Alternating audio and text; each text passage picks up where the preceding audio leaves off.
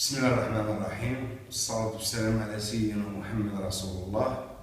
Bonjour à tous, Français, Algériens, Azouflaoui pour la Kabylie, et bonjour à tout le monde. Voilà, je me présente. Je suis Mohamed Garn. Garn, ça s'écrit G-A-R-N, sans E. Le E m'a été ajouté par l'administration algérienne. Chaque fois que, bon, vous savez que tous ont fait des fautes au niveau de l'administration. Pourquoi j'insiste sur le nom Garn? Parce que tout est basé sur le nom Garn. Bon, il y a de cela 28 ans. J'ai été à l'orphelinat d'Alger, abandonné par une femme intellectuelle. Bon, je viendrai par la suite vous expliquer tout cela. Après 28 ans, j'ai retrouvé ma mère. Toute mon enfance, d'abord déjà mon histoire, quand vous allez sur Google, vous tapez mon nom, Garn, mais avec un E, pas avec sans E. Garn Mohamed, vous avez tout, vous avez, comment ça s'appelle, tout mon cursus judiciaire, d'écriture, de tout, voilà. J'ai retrouvé un beau jour ma mère. Pourquoi? Parce que j'ai passé une enfance un petit peu à partir de la mère qui m'a adopté, la dernière. Un petit peu difficile, et toujours j'ai été, depuis mon enfance, j'ai senti que j'avais ma mère quelque part. Elle vivait en moi, je savais qu'elle vivait. Bon, ben, un beau jour, est né mon fils, et j'étais assoiffé de justice, et qui s'appelle Adel. Voilà, Adel veut dire justice en français. Bon, j'étais infirmier, j'ai eu plusieurs postes en Algérie, j'avais mon appartement, j'avais tout, et un beau jour, je retrouve ma mère dans un cimetière à Sidi Yahya, Bir Moradrais, Alger. Bon, sur mon extrait de naissance, il y a écrit Garn Kira, né le 1er avril 1943 et tout ça. Mais question père, il n'y avait pas.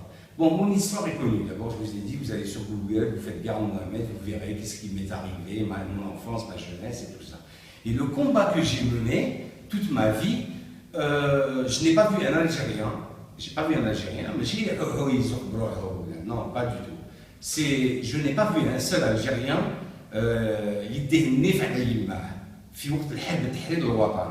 ça veut dire, je traduis, c'est-à-dire que personne n'a eu le culot de défendre sa mère pour les faits qu'elle a subis pendant la guerre, qu'elle soit libanaise ou anglaise ou voilà. Bon, moi j'ai laissé mon poste, j'ai laissé mon appartement, j'ai tout laissé et je me suis en allé en France. Je suis devenu nationalité française, j'ai fait des procès à l'État français, contre l'État français, contre le ministre de l'État français. J'ai eu gain de cause en 2001. En 2001, quand j'ai gagné mon procès, les gens, c'est-à-dire les journalistes et tout ça, le 21 novembre 2001, après 4 ans de procès en France, sans oublier les procès en Algérie pour une reconnaissance en paternité, j'ai gagné mon procès en France. Les gens, tout le monde, se disaient « Ah, tiens, il est en train de faire des procès pour gagner de l'argent et tout ça. » Moi, je vous dis sincèrement, à ce jour-là, je fais 420 €, pas plus. L'État ne me donne pas plus. Pour acheter un paquet de cigarettes ou pour faire un petit voyage ou quelque chose, ça m'est très très difficile. Mais ça fait rien, je vis, je suis très bien. Je suis heureux du combat que je suis en train de mener. Bon, est arrivé le 6 janvier 2015.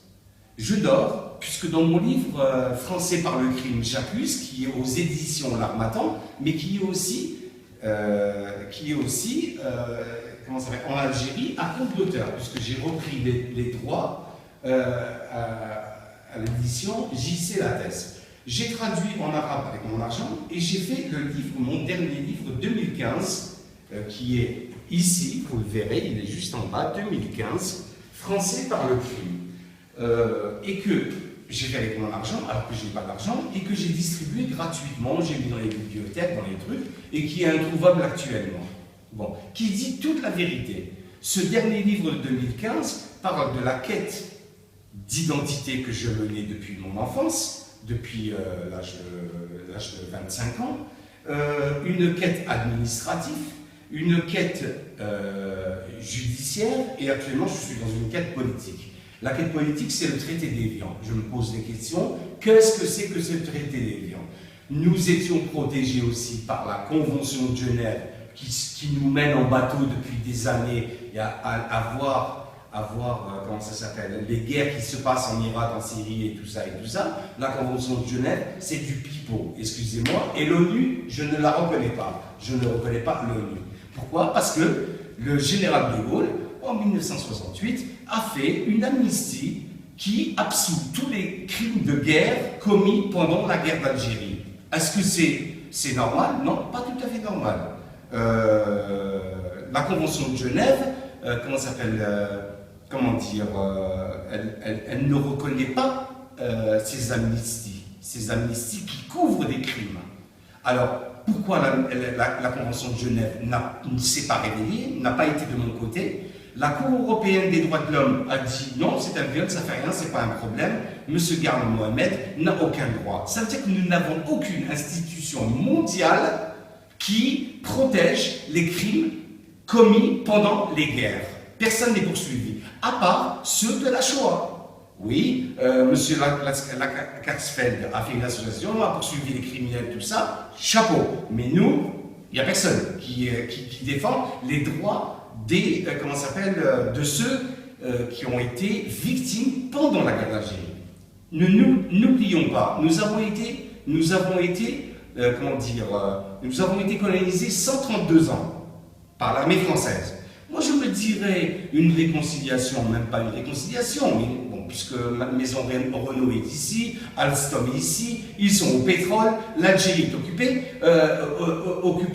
à faire du business. L'ambassade d'Algérie à Hydra, à Constantine, tout ça, c'est des milliers d'hectares, ils ne sont pas sortis. Moi, je vous dis, la France, s'il vous plaît, vous sortez. Pour moi, si j'étais président, je ferais un embargo pétrolier pour l'histoire, au nom de l'histoire, pas pour faire la guerre. C'est le seul moyen de faire abdiquer la 5e République et non pas 132 ans de colonialisme. Alors que n'oublions pas, nous sommes colonialisés depuis, si vous regardez Internet et vous lisez tout ça, vous, Algériens, et la jeunesse française aussi, je ne suis pas contre l'État, ça veut dire contre les Français, non, pas du tout. Les Français, ils n'ont rien à voir dans cette histoire. C'est contre un État que je juge une junte militaire du général de Gaulle. Voilà, ça, il faut bien le comprendre. Ils se sont imposés et à ce jour, tous les problèmes qui se passent en France sont bien la cause de cette 5e République. Il faut abdiquer cette 5e République qui, après tout, on va tout comprendre. Le traité d'Évian, tout comprendre. Bon, je reviens à l'histoire du 6 février 2015. Je dormais, le lendemain, je devais prendre un avion. Dans mon livre, quand vous lisez mon livre, je dis, je fais des rêves prémonitoires. Quand je vois un rêve, je le vois. Et je sais qu'il va se passer quelque chose. Ce jour-là, il y a quelqu'un qui est mort. Une personne intellectuelle. Mais j'avais oublié que ma mère adoptive était une femme intellectuelle. Je pensais que c'était un autre intellectuel qui allait mourir. Je monte dans l'avion le 7. Dès que je m'assois dans le siège de la compagnie Air Algérie, mon téléphone sonne. Allô, c'est mon avocat. Il me dit ta mère est morte. Alors que moi je descends en Algérie pour sortir mon livre Français par le crime à compte d'auteur et en arabe aussi, pour expliquer le problème judiciaire, l'aveuglement judiciaire français sur le traité, sur l'amnistie du général de Gaulle. C'est un crime de guerre. Et stop, il n'y a pas une autre loi. La Convention de Genève devrait se réveiller sur ce problème. Et je continuerai à me battre. Alors bon, le 7, quand on m'a téléphoné, on m'a dit « ta mère est morte ». Je lui ai dit « qui Kéra ?» Ma mère que j'ai retrouvée biologique. Ils m'ont dit « non, c'est Assia Djeba, l'académicienne française ». Bon ben d'accord, ok, elle est morte, que Dieu ait pitié de son âme. Bon, Que Dieu ait pitié de son âme, j'ai pris l'avion, je suis descendu. Quand je suis arrivé à Alger, chaque fois que je descends, je prends des papiers du dossier que j'ai volé au niveau de l'orphelinat, puisque pour retrouver ma mère et tout ça, on ne vous donnera jamais, même en France, la TAS ne vous donnera jamais votre dossier pour vous dire qui est votre père, votre mère et tout ça. J'ai volé mon dossier alors que j'étais le premier vice-président de l'association des pupilles de l'État. C'est moi qui ai créé la première association apolitique, c'est-à-dire qui ne fait pas de politique et qui s'occupe des orphelins. Pourquoi je l'ai faite? Oui, pour les orphelins, mais aussi pour sortir le dossier de ma mère et mon dossier, puisque nous étions orphelins. Je retrouve dans le dossier que nous avons été pris dans une jeep d'un camp de concentration de l'hôpital Sidi Bouabida qui était l'ex-Saint-Cyprien des Ataf, et je me suis retrouvé, on s'est retrouvés tous les 2 mois, âgés de 6 mois, et ma mère folle du viol. On nous a ramenés, on m'a mis dans l'orphelinat d'Alger qui s'appelle Saint-Vincent-de-Paul, qui est situé au Palais du Peuple. Ma mère a été mise dans un centre de psychiatrie. Elle n'a pas vu même pas l'indépendance, le 5 juillet 1962. Elle m'a dit, j'ai vu le drapeau algérien par les barreaux. Et moi, j'étais dans un KGB. Dans le dossier médical, on m'avait écrit l'enfant Garle Mohamed ne vivra pas au-delà de 6 mois. Pourquoi? Parce que ma mère a reçu des coups de Rangers, viol, coups de Rangers, et la femme qui m'a élevé, qui m'a pris en nourrice, à l'âge de 1 an, elle m'a cassé l'occipital droit et l'occipital gauche. Pour vous montrer, j'ai 56 ans, j'ai 4 petits-enfants et je suis encore vivant. Comment? Je lève la tête en haut et je laisse notre Seigneur en prendre compte. Voilà. Je descends de l'avion, je vais chercher mon dossier. De tous les papiers que j'ai pris de mon dossier, j'ai trouvé une lettre. Cette lettre était fermée. Comme si, comment ça s'appelle, c'est comme un petit bébé cette lettre. J'ouvre cette lettre le 7, et quand j'ouvre cette lettre, je lis. Nous désirons élever un enfant de sexe masculin. Se nommant Garne Mohamed, nous lui donnerons affection, amour et éducation, et nous le prenons à titre garde gratuite. Garde gratuite, ça veut dire quoi quand on dit garde gratuite? Garde gratuite, ça veut dire qu'on a envie d'un enfant, on a envie de le garder. Garde gratuite, ça veut dire nous n'avons pas besoin de l'argent de l'État. C'est bon. Et quand il signe, et je vois le papier signé avec un extrait de naissance du mari, Ahmed Oudouis, et de la femme, S.C. Gébar. Casier judiciaire, tous les papiers qui se doivent, extrait de naissance, tout ce qui se suit pour former un dossier pour une adoption. Ça se fait dans le monde entier, ça se fait pareil en Algérie, tout ça. Bon, l'enfant est pris. Je fais des dates prémonitoires depuis toute mon enfance. Je me rappelle quand j'étais enfant, nous avions commencé notre vie au 53 chemin des Crêtes à Alger, au Golfe. Quand on dormait la nuit, où vous me mettez la clé, vous la mettez où vous voulez. Quand je me lève le soir, je la retire. Même si quand on dit les vieilles, ils mettent les clés dans flatbone, ça veut dire à l'intérieur de leur frigo. Je le sors. Le médecin Boussibsir était mon psychologue. Il leur disait, mettez la clé dans un bidon d'eau. Dès qu'il mettra sa main, automatiquement, avec le contact de l'eau, il se lèvera. Il ne pourra pas sortir à l'extérieur. Bon. Quand j'ai lu cette lettre, 50 ans après, j'appelais ma mère, maman, ma mère adoptive, maman. Quand je l'ai rencontrée à Paris, je lui montre la photo de ma mère adoptive que j'ai retrouvée, elle la repousse.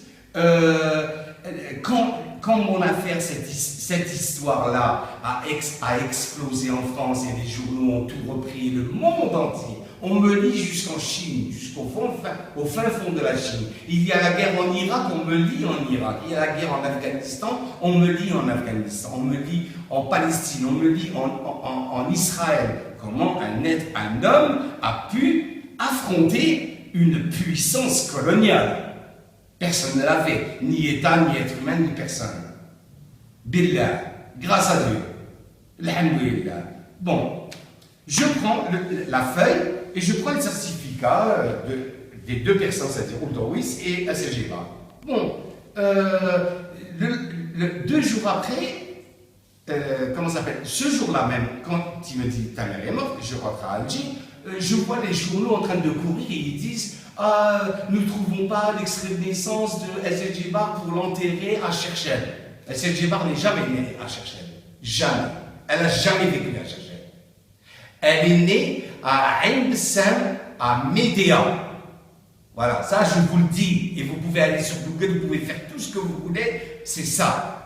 Quand une amie à moi m'a téléphoné, des journalistes, j'ai plein d'amis journalistes comme vous en avez, et je parle surtout aux Algériens pour qu'ils apprennent l'histoire, mais aussi pour que le cercle de SL Djebar, le cercle du diable, comment ça s'appelle, la franc-maçonnerie, l'Académie française, comprennent bien que ce n'est pas des mensonges. J'ai fermé mon Facebook, on a commencé à m'attaquer. Non, tu n'es pas le fils de SL Djebar, non, tout ça. Avec tous les papiers, des gens m'ont attaqué. Je sais qui m'a attaqué. Ce sont des gens de la famille de SL Djebar, ce sont des gens extérieurs, ce sont des gens qui veulent, comment dire, comme elle dit, ceux qui défendent l'émancipation de la femme. Pourquoi la femme avait été émancipée depuis le prophète alayhi salatu wassalam? Non, ça remonte depuis. Ils n'ont rien à nous apprendre. Frapper une femme, on sait très bien que c'est haram, c'est pas bon, et c'est mauvais, c'est néfaste. Et tout ça, c'est du pipeau, toute cette histoire. Moi maintenant, je suis en train de parler à ces gens-là qui sont en train de m'attaquer sur le Facebook et sur le Twitter que j'ai fermé et tout ça. J'ai attendu 1 an et demi. Pourquoi 1 an et demi? Elle est morte. Parce que ce 9 août 2016, à 8h30 du matin, on m'a téléphoné à Paris. On m'a dit, ta maman est morte. Qui, ma mère? C'était la seule. Kéra, celle qui m'a mis au monde. Kéra est morte. Elle est morte dans la discrétion. Elle est morte avec le déshonneur qu'a fait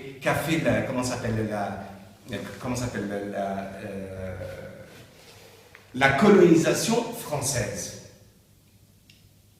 Et avec l'oubli du ministère des Anciens Moudjahidines. D'honorer cette femme du martyr de la révolution algérienne, et qui, de surplus, a libéré, en 1939, il était au front en France pour se battre contre le joug nazi. Il a fait partie de ceux qui ont défendu la France.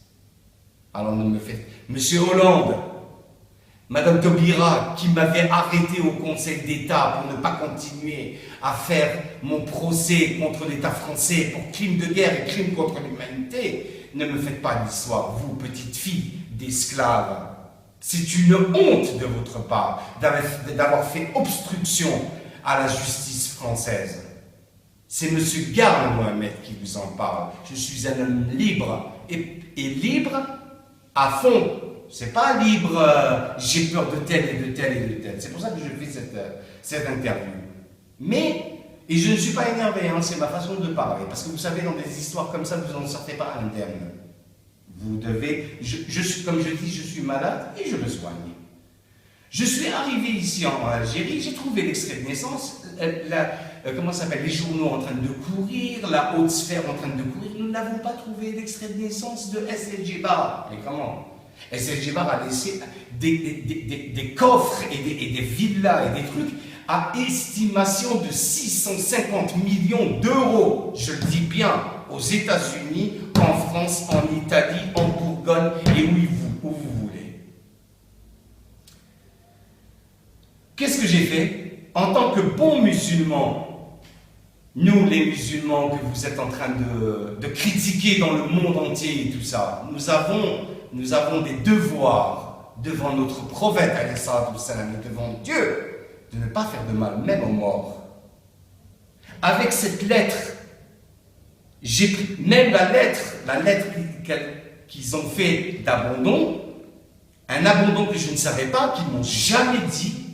Quand je dis maman, elle me dit mon fils. J'ai vu ça 50 ans après, ça fait boum boum dans le cœur.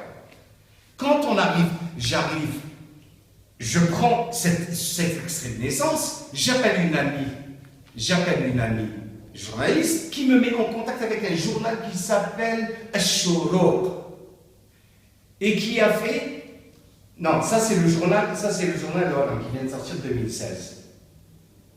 Et ça c'est le journal Liberté, et ça c'est le journal Mediapart dans le blog de Fadela Habbaj. Ça s'écrit H-A-2-B-A-D-J, qui a raconté vraiment l'histoire comme il se vaut.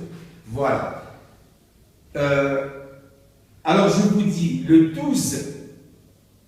12 février, ça veut dire quelques jours après, ça veut dire 5 jours après, les journaux, tout le monde parlait d'extrait de naissance, tout ça, c'était une honte quand même, une académicienne, ne pas l'enterrer à Cherchel, tout ça, alors que Cherchel, s'ils avaient été cherchés à Médéa, ils auraient retrouvé l'extrait de naissance. Moi, j'ai pris l'extrait de naissance, et j'ai appelé cet ami, je reviens sur ce cas. Cet ami m'a mis en contact avec le journal Ash-Shuruq, et j'ai été Ash-Shuruq qui est financé par le Qatar. Et moi, je ne le savais pas, je ne sais pas ce qui se passe en Algérie. Et j'ai été reçu par une journaliste qui a bâclé le travail, qui s'appelle Asia Chalabi. Elle est connue, et qui a bâclé mon interview. Elle a écrit n'importe quoi. Et vous pouvez le faire sur Google, Garle Mohamed Asia Djebar, et il vous sortira l'article. L'article est bâclé et il n'est pas de moi. Voilà. Et je n'ai dit ni pardon ni rien du tout. C'est elle qui a ajouté. Quand j'ai dit que j'avais l'extrait de naissance, au téléphone, elle m'a dit, mais comment vous détenez l'extrait de naissance de SLG Bar? Je lui ai dit, je suis le fils adoptif de SLG Bar. Qu'est-ce qu'elle m'a dit? Elle m'a dit, pourriez-vous ramener avec vous comment ça s'appelle? Le bayan, ça veut dire dalil, les preuves que vous êtes le fils adoptif de SLG Bar? Je lui ai dit, oui, bien sûr, j'ai rien à cacher. Je suis allé, le lendemain, ils m'ont envoyé un chauffeur, je suis allé. Quand je suis arrivé sur place, j'ai donné ces papiers-là.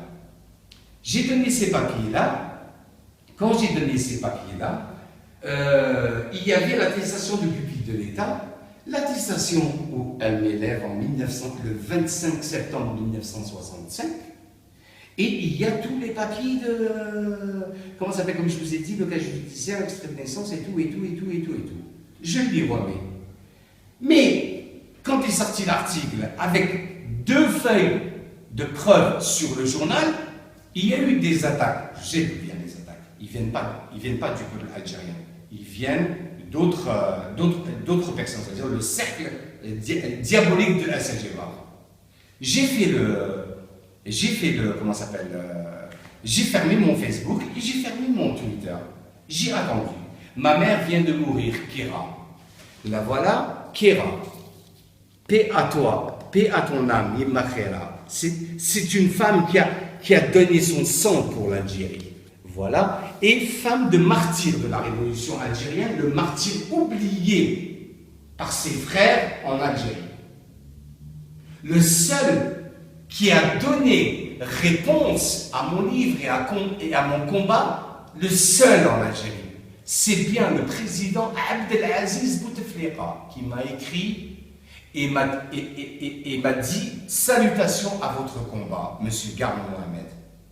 Voilà le seul jusqu'à maintenant. Et je n'ai pas besoin maintenant de quelqu'un qui me dise les honneurs à ta mère ou les trucs. Elle est morte par terre. Rien du tout. Juste la pension du martyr. Et elle m'a dit « Je ne pardonnerai pas mon fils, mais toi, tu es béni par moi. » Elle m'a dit, comme tu m'as couvert, te couvreront tes enfants. Comme tu t'es occupé de moi, s'occuperont de toi tes enfants.